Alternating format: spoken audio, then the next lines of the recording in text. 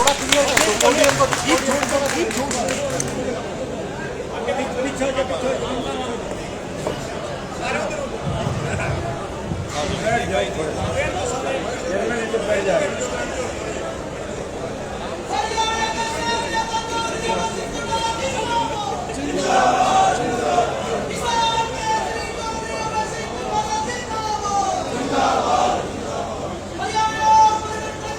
आप ना इधर आ जाओ, एक साइड में जाओ।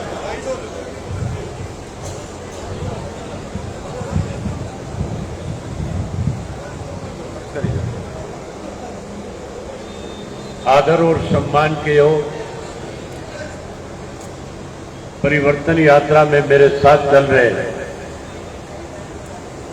पार्टी के राष्ट्रीय, प्रदेश, जिला और हल्का स्तर के सभी नेतागण, बहुत ही मान और सम्मान के योग जिला करनाल इकाई के सभी पार्टी के पदाधिकारीगण, गांव जुंडला के पार्टी के वरिष्ठ साथी भाई सुभाष रोड जी, संजय रोड जी, कृष्ण जी, ओम प्रकाश कंबोज जी, रामफल जी,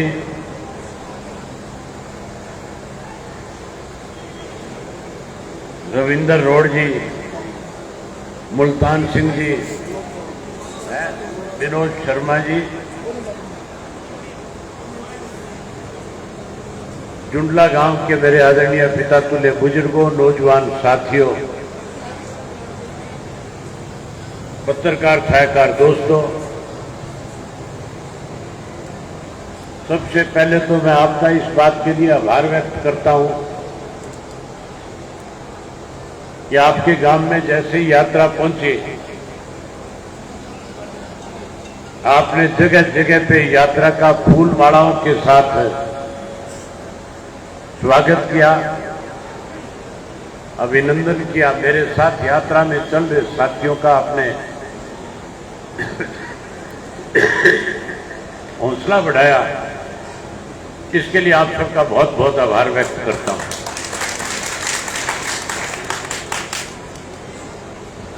साथियों, इस देश में, प्रदेश में 9 वर्ष हो गए भारतीय जनता पार्टी का राज बने हुए, और इस 9 वर्ष में जो वायदे बीजेपी ने किए थे,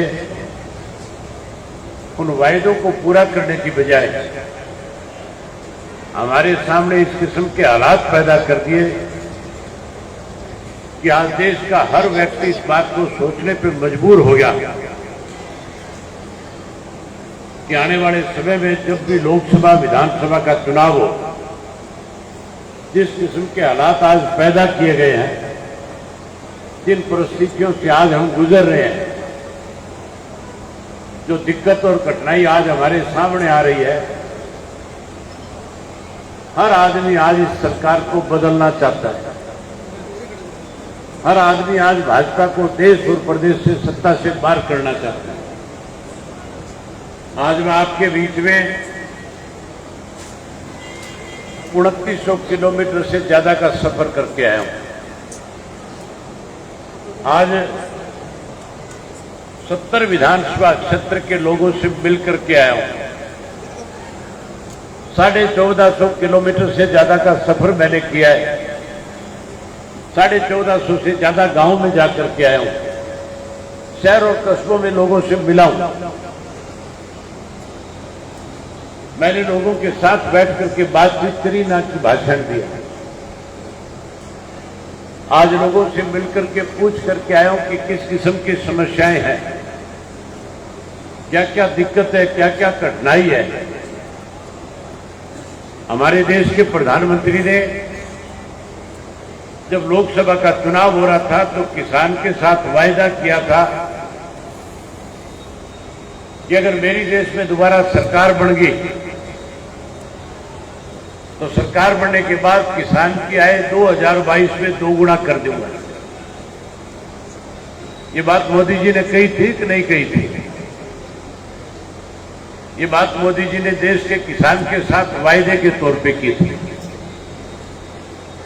2022 तो बीत गया, किसान की फसल के दाम बढ़ने की बजाय कम हो गए। ये जो आपका इलाका जो खास करके धान की फसल पैदा करने वाला है, पिछले 9 वर्ष से जब से भारतीय जनता पार्टी की सरकार इस प्रदेश में बनी है, किसान जब अपनी धान की फसल मंडी में बेचने जाता है तो नमी के नाम के ऊपर 200 से 250-300 रुपए क्विंटल के किसान के काट लिए जाते हैं। कटते हैं या नहीं कटते हैं तुम्हारे पैसे? मैंने मुख्यमंत्री से पूछा था, हमारा विधानसभा का सेशन चल रहा था, प्रदेश में धान के अंदर लूट मची हुई थी, किसान से जबरदस्ती पैसे लिए जा रहे थे। मैंने मुख्यमंत्री से पूछा कि आप नमी के नाम के ऊपर 250-300 रुपए क्विंटल के पीछे किसान से ले रहे हो। हम केवल आपसे इतना जानना चाहते हैं कि ये जो पैसा आता है 250-300 रुपया, ये किसके खाते में जा रहा है? ये सरकार के खजाने में जमा हो रहा है? ये मिलर के खाते में जा रहा है? या जिस आड़ती की दुकान पे किसान ले जाकर के धान डालता है उसके खाते में जा रहा है? या जो एजेंसी इसको खरीद रही है उसके खाते में जा रहा है? मुख्यमंत्री कहने लगा मेरी जानकारी में नहीं है, मैं जांच कराऊंगा। बड़ी हैरानी की बात है, 9 वर्ष हो गए आज तक कोई जांच नहीं हुई। हर साल हम इस मुद्दे को विधानसभा में उठाते हैं। अब की बार फिर 25 अगस्त को विधानसभा का सेशन आएगा और उस सेशन में फिर यही बात मुख्यमंत्री से पूछूंगा कि कैसे किसान को लूटने में सरकार ने नमी के नाम के ऊपर परेशान कर रखा है। ये छोटा सा घोटाला नहीं है, ये हजारों करोड़ रुपया सालाना किसान की जेब से निकाल करके बंदर बांट की जा रही है। इस पैसे को सत्ता में बैठे लोग खाने का काम कर रहे हैं। अगर आप लोगों ने परिवर्तन किया सत्ता का, अगर आप लोगों ने इंडियन नेशनल लोकदल पार्टी पे फिर से विश्वास किया और सरकार बनाई, तो मैं आपसे वायदा करता हूं सरकार बनने के बाद सबसे पहले इस धान घोटाले की जांच कराएंगे। इसकी जांच कराएंगे। वही जिन किसानों से ये पैसा लिया हुआ है उन सब किसानों के खाते में उस पैसे को फिर वापस डलवा करके किसान की भरपाई करने का काम करेंगे। बढ़ गई कानून, राजस्थान, उत्तर प्रदेश, मध्य प्रदेश के किसान ने इकट्ठे होकर के लाखों की संख्या में दिल्ली के चारों तरफ जो बॉर्डर थे वहां करके बैठ गए थे। 13 महीने आपकी लड़ाई लड़ी। 13 महीने के दौरान 750 किसानों ने शहादत दी। एक समय उस आंदोलन के दौरान ऐसा भी था कि कोरोना की भयंकर बीमारी आई हुई थी, लेकिन किसान ने उस बीमारी की परवाह करे बिना, जान की परवाह करे बिना, केवल किसान के साथ न्याय हो, 3 काले कानून खत्म हो, इसके लिए उस लड़ाई को लगातार जारी रखा। बहुत तरह तरह से उस आंदोलन को तोड़ने के प्रयास किए गए। जब आंदोलन की शुरुआत हुई थी कहा गया था यह तो अलगाववादियों का आंदोलन है। जब आंदोलन जोर पकड़ने लगा कहने लगे ये खालिस्तानियों का आंदोलन है। और जब आंदोलन ने और ज्यादा ताकत पकड़ी तो कहने लगा ये एक जाति विशेष का आंदोलन है। चंद किसान बैठे हैं। आपको याद होगा 26 जनवरी को जब किसान दिल्ली में ट्रैक्टर यात्रा निकाल रहे थे, उससे पहले मैं किसानों से मिलने गया था। हजारों किसान मेरे साथ दिल्ली के टिगरी बॉर्डर पे गए। जो किसान नेता वहां किसान आंदोलन की अगुवाई कर रहे थे, मैं उनसे मिला। उन्होंने मेरे सामने अपनी तरफ से एक पक्ष रखा। उन्होंने कहा कि बहुत सारे नेता आए हैं, हमें आश्वासन देकर के जाते हैं, कहते हैं कि हम आपके साथ हैं, आप जो फैसला करोगे हम आपके फैसले पे फूल चढ़ाएंगे, हम इस आंदोलन में आपके साथ खड़े हो जाएंगे। मेरे जाने से पहले किसान नेताओं की बैठक हुई, उसके अंदर एक फैसला ले लिया गया था कि आज के बाद कोई भी नेता हमें समर्थन देने आएगा, हम उसको कहेंगे कि पहले राजनीति से ऊपर उठो, अपने पद से इस्तीफा दो, फिर आकर के हमें अपना समर्थन दो। मेरे सामने भी यही प्रस्ताव रखा गया। मुझे कहने लगे आज चौधरी देवीलाल हमारे बीच में होते तो हमारे आंदोलन की रूपरेखा अलग होती। आज देश का प्रधानमंत्री सोचने पे मजबूर हो जाता। मैंने उनसे कहा कि आपको चिंता करने की जरूरत नहीं है। Indian National Lokdal party Chaudhary Devilal का लगाया हुआ पौधा है। हम चौधरी देवीलाल की नीतियों को आगे बढ़ा रहे हैं। मैं आपकी मंशा को समझता हूं। मैंने उसी वक्त प्रेस के साथियों को बुला लिया और उन नेताओं के बीच प्रेस के साथियों से कहा कि 26 जनवरी को अगर तीनों काले कानून वापस नहीं हुए तो 27 तारीख को अपने पद से इस्तीफा देकर के किसानों के साथ आकर के बैठ जाऊंगा। 26 जनवरी का दिन था, ट्रैक्टर की तिरंगा यात्रा थी दिल्ली में। लाखों किसान ट्रैक्टरों पे बैठ करके तिरंगा हाथ में लेकर के देश की आजादी का जश्न मना रहे थे। वहीं इस बात की मांग कर रहे थे देश के प्रधानमंत्री से कि काले कानून खत्म करो। मैं भी उस ट्रैक्टर यात्रा के अंदर गया था, मैं भी उसका हिस्सा था। दिल्ली के लोगों में डर भय पैदा कर रखा था, कह रखा था किसान ट्रैक्टर पे चढ़ करके आएगा, दिल्ली लूट करके ले जाएगा। हम जब दिल्ली के अंदर इंटर किए, अंदर बढ़े, दिल्ली के लोगों ने सरकार की उस बात को ना मान करके ट्रैक्टर यात्रा का फूलों के साथ स्वागत किया। जगह जगह मिठाइयां बांटी गई, फल फ्रूट खिलाए गए, यात्रा में चल रहे लोगों के लिए लंगर लगाए गए। देश के प्रधानमंत्री को शाम होते होते जब ये पता लगा कि दिल्ली के सारे लोग किसानों की अगुवाई में लगे हुए हैं, किसानों का स्वागत कर रहे हैं, तो प्रधानमंत्री ने एक षड्यंत्र के तहत उस आंदोलन को कैसे बदनाम किया जाए, कैसे कमजोर किया जाए, कैसे खत्म किया जाए, उसके लिए टेलीविजन के ऊपर एक खबर चलवाई। इस आंदोलन के अंदर किसानों के साथ खालिस्तानी आ गए, लाल किले पे कब्जा हो गया, तिरंगे के साथ खालिस्तान का झंडा लगा दिया गया था। हमें आपस में लड़ाने की कोशिश थी, लोगों में भ्रम पैदा किया जा रहा था। 26 तारीख को शाम को जब ये सारी खबरें चल रही थी, मेरे पास अनेक नेताओं के फोन आए। मुझे कहने लगे अभय सिंह जी, अब आपके इस्तीफे से कुछ नहीं होने वाला, आज आंदोलन समाप्त हो जाएगा। जो लोग मुझे टेलीफोन कर रहे थे, कोई मेंबर पार्लियामेंट था, कोई एमएलए था, कोई अपनी पार्टी का बड़ा पदाधिकारी था। मैंने उन नेताओं से कहा कि अगर आप किसान के हितैषी हो, अगर आप चाहते हो कि किसान को मजबूती मिले, काले कानून खत्म हो, तो आपको भी मेरे साथ चल करके चंडीगढ़ अपना इस्तीफा स्पीकर को सौंपना चाहिए। वो तो मुझे रोक रहे थे। मैं 27 तारीख को चंडीगढ़ गया, ट्रैक्टर पे बैठ करके विधानसभा पहुंचा। पार्टी के सारे पदाधिकारी मेरे साथ गए। मैंने जाकर के स्पीकर को अपना इस्तीफा दिया, प्रेस कॉन्फ्रेंस करके लोगों के सामने अपनी बात रख के सीधा दिल्ली के बॉर्डर पे जाकर के किसानों के साथ उस आंदोलन में बैठ गया। जिस आंदोलन को तोड़ने का प्रयास हो रहा था, वो आंदोलन मजबूत होता चला गया। आखिर देश के प्रधानमंत्री को मजबूर होकर के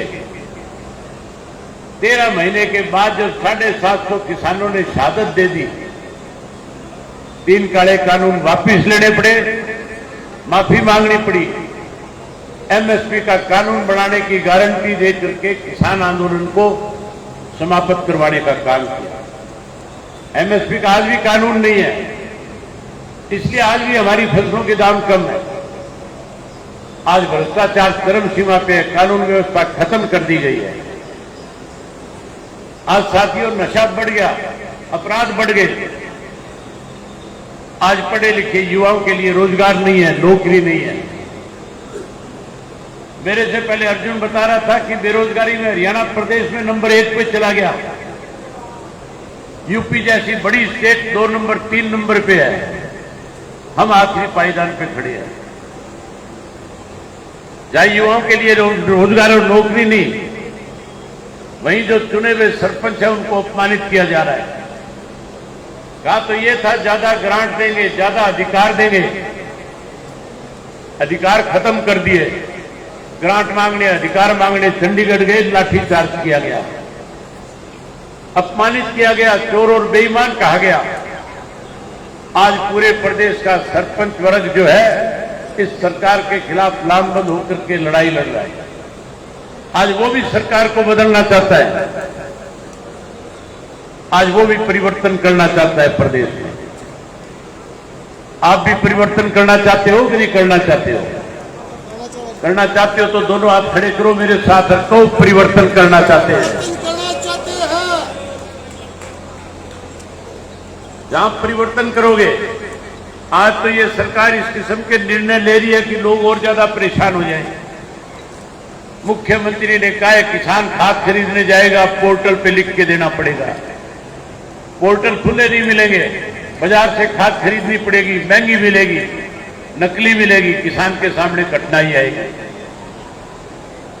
आज एक कार्ड बना दिया, परिवार पहचान पत्र, जिसकी आड़ के अंदर हरियाणा प्रदेश के 5 लाख बुजुर्गों की पेंशन काट दी गई।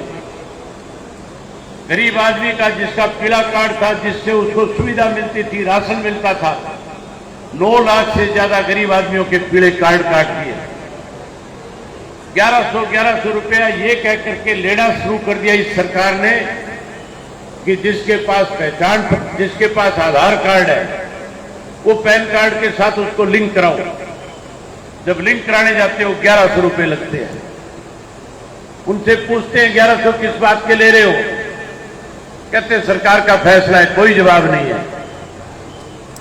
अगर आपने आने वाले समय में फिर से हमारे ऊपर भरोसा किया, इंडियन नेशनल लोकदल पार्टी का राज बनाया, चौधरी ओम प्रकाश चौटाला जी ने यात्रा की शुरुआत में हजारों लोगों के बीच में कहा था कि लोगों के बीच में जाओ, जब खुल करके पूछना कि हमारे ऊपर विश्वास और भरोसा करोगे कि नहीं करोगे, हमारे पे विश्वास करोगे कि नहीं करोगे, हमारे ऊपर विश्वास करोगे, विश्वास करोगे। आने वाले समय में अगर बीजेपी जेजेपी को सत्ता से बाहर करोगे, कांग्रेस को सत्ता के नजदीक नहीं आने दोगे, इंडियन नेशनल लोकदल पार्टी को जब सत्ता में लेकर के आओगे तो सबसे पहले जो आप लोगों से जबरदस्ती 1100 रुपया लिया जा रहा है आपके खाते में वापस कराने का काम करेंगे।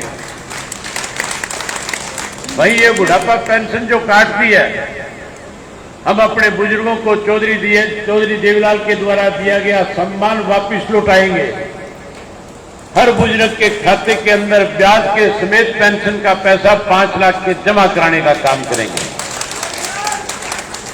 वही नई बुढ़ापा पेंशन बनाएंगे, 100 रुपए वाली पेंशन को बढ़ा करके 7500 रुपया महीना करके बुजुर्गों का मान सम्मान करेंगे। आज हमारे बच्चे बेरोजगार हैं, विदेश जा रहे हैं, हम अपने बच्चों के लिए इस किस्म की पॉलिसी बनाएंगे, इस किस्म के रोजगार के साधन उपलब्ध करा करके देंगे कि विदेश में गया और बच्चा भी वापस हरियाणा में आकर के अपना कारोबार खड़ा कर सकेगा। वहीं उसके साथ साथ हर घर से एक पढ़े लिखे नौजवान, चाहे बेटा है बेटी है, हम उसको रोजगार और नौकरी देंगे। जो बेरोजगार रह जाएगा उसे मायूस नहीं होने देंगे। हम उस बच्चे को भी 21,000 रुपया बेरोजगारी भत्ता देकर के उसका मान सम्मान करेंगे।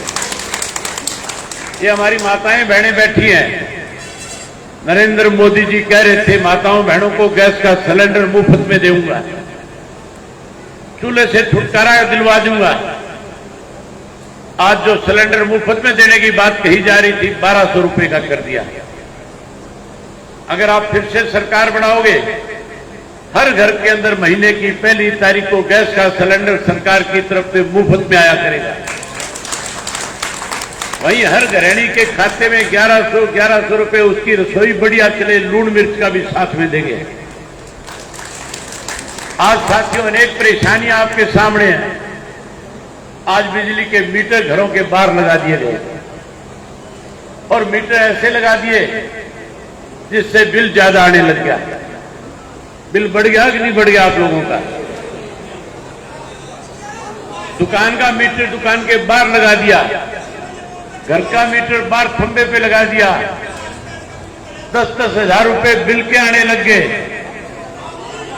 मुख्यमंत्री कहता है जिस घर का साल का 10,000 रुपए बिल आ जाएगा उसका पीला कार्ड खत्म कर देंगे।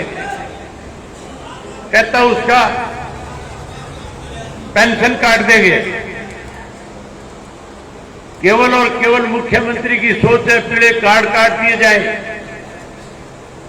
पेंशन काट दी जाए।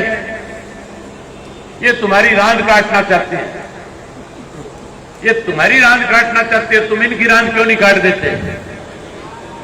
काटते होगे कि नहीं काटते होगे रांद की बात? अगर आपने इनकी रांद काट दी, नए सिरे से सरकार बना दी, तो आपसे वायदा करके जाता हूं,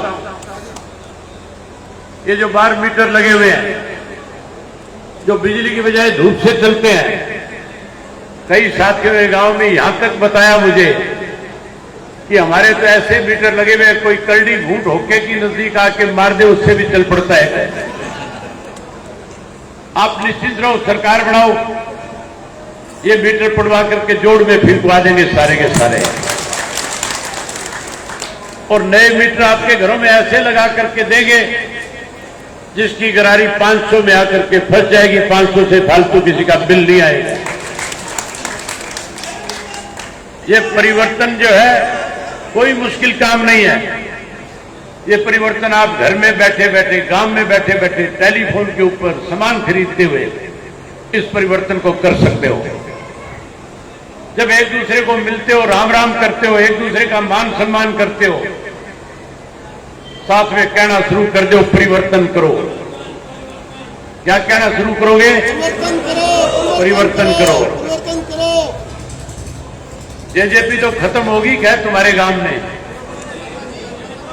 यहां कोई जेजेपी नहीं है, जेजेपी का सफाया हो गया। पूरे प्रदेश में साफ हो गया, क्योंकि झूठ बोलने वाले लोग थे। झूठ ज्यादा दिन नहीं चलती। हमारे कहावत है, काट की हांडी एक बार चढ़ती है, बार बार नहीं चढ़ती। एक बार झूठ बोल करके सत्ता में शामिल हो गए, प्रदेश को लूट के खा गए। अब लोगों को इनकी असलियत का पता लग गया। कोई बीजेपी कांग्रेस वाला मिल जाए, उसको साथियों 3 बार कहना परिवर्तन करो, परिवर्तन करो, परिवर्तन करो। और जितनी दफा दिन में मिले, हर दफा यही बात दोहरा देना। एक एक आदमी को अगर आप ज्यादा बार एक एक बात कहते हो, परेशान हो जाता है कि नहीं हो जाता है? कांग्रेस वालों को और बीजेपी वालों को इतना परेशान कर दो कि वो अपने घर में जाकर के घरवाली को ये ना कहे चाय बना दे, रोटी बना दे, वो भी घर में जाकर के घरवाली से बढ़ते ही कहे परिवर्तन करो, परिवर्तन करो, परिवर्तन करो। परिवर्तन आ जाएगा कि नहीं आ जाएगा? यही बात आपसे कहने करने आया था। आप सबने मेरी बात सुनी, आप सबका बहुत धन्यवाद।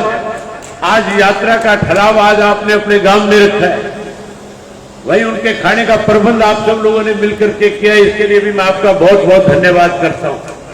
और यात्री साथियों से कहना चाहूंगा कि कल यात्रा जो है 11 बजे यहां से शुरू करना, क्योंकि पहला जिस गांव में हमने जाना था उस गांव का कार्यक्रम रद्द हो गया। वहां एक जवान लड़के की डेथ होगी, इसलिए हम वहां उस कार्यक्रम नहीं करेंगे।